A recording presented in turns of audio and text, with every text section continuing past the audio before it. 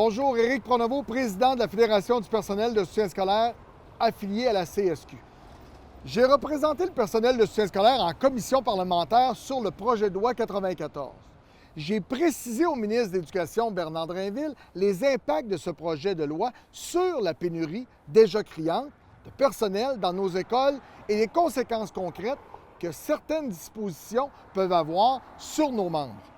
J'ai aussi expliqué la manière dont la neutralité religieuse peut ou non s'appliquer dans nos milieux de travail, sans tomber dans l'exclusion ou les mesures punitives injustifiées.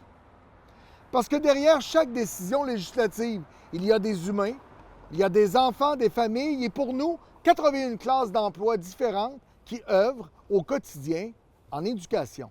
Donner le choix entre avoir des gens qui portent un signe religieux et qui sont qualifiés ou encore ne portent pas de signe religieux mais qui ne sont pas qualifiés. Ça cause une certaine incertitude et une pression sur le réseau. Quel est le plus grand risque pour les élèves, bien entendu? Est-ce qu'une personne sera pénalisée car elle croit à quelque chose de différent? Et c'est là que ça crée une lourdeur, clairement, à l'intérieur de la structure. Empêcher clairement des gens de peut-être appliquer et travailler dans les centres de services scolaires. Et là, c'est le service direct à l'élève, c'est le service direct aux enfants qui en ont besoin, qui peut être diminué déjà que nous sommes en pénurie, mais une pénurie qui est causée aussi par la précarité d'emploi. Donc, 75% des membres qu'on représente sont encore précaires. Donc, vous comprendrez qu'à partir de ce moment-là, la solution peut se trouver à l'intérieur des rangs, mais on ne le fait pas. Autre chose que je voulais vous dire, c'est que l'accès à la promotion aussi, là, à l'intérieur du réseau. On va faire quoi? Quand quelqu'un va arriver et il va vouloir avoir une promotion, est-ce qu'on va recommencer? Est-ce qu'il devra enlever ses signes religieux parce qu'il les possédait avant? Il n'y a rien de clair là-dessus. Il faut absolument qu'on travaille en collaboration avec le ministère là-dessus parce que entre ce qui se passe sur le terrain et ce qu'on décide parfois, il y a un écart. Au niveau donc, du personnel de soutien, il peut y avoir donc, des aménagements. Je comprends qu'au sein du même centre de service scolaire, donc parfois donc, le personnel va pouvoir se promener, qu'il va y avoir des ajustements à la tâche. Là, on a une clause grand-père qui est assignée à certains de vos prédécesseurs ont dit assignée au poste et pas à la personne. Donc, je vais réutiliser le même terme parce que je le trouve clair. Donc, vous, comment la rédaction de cette clause grand-père-là, comment est-ce qu'elle pose des défis à votre réseau considérant la réalité des mouvements personnels?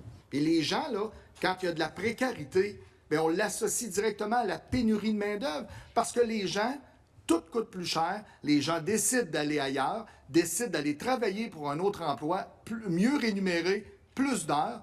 Donc, le choix n'est pas difficile à faire, mais on est en train, malheureusement, de nous éviter d'offrir des services encore meilleurs que ce qu'on offre présentement avec du temps de qualité pour pouvoir réaliser nos interventions. Oui, puis j'imagine parfois il y a du cumul de postes aussi, donc oui. C'est une telle disposition dans le projet de loi, ça rendrait ça beaucoup plus difficile pour vous à opérationnaliser sur le terrain concernant le cumul de postes. Beaucoup plus difficile, puis vous savez, entre ceux qui peuvent porter des signes, garder leurs vêtements versus d'autres, les nouveaux arrivés, comment on va gérer ça sur le terrain? Comment on va travailler aussi là-dessus? Ça va être très compliqué dans le réseau.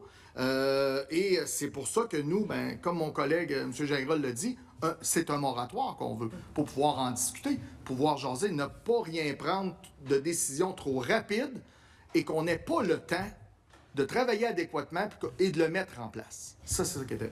En terminant, comme vous l'avez entendu, les intentions derrière le projet de loi peuvent être louables.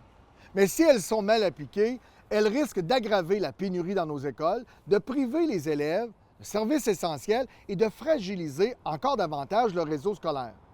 Nous croyons qu'il est possible de respecter les valeurs de laïcité tout en protégeant les droits fondamentaux de ceux et celles qui servent nos enfants à chaque jour. Il suffit de faire preuve de nuance, de respect et de courage politique.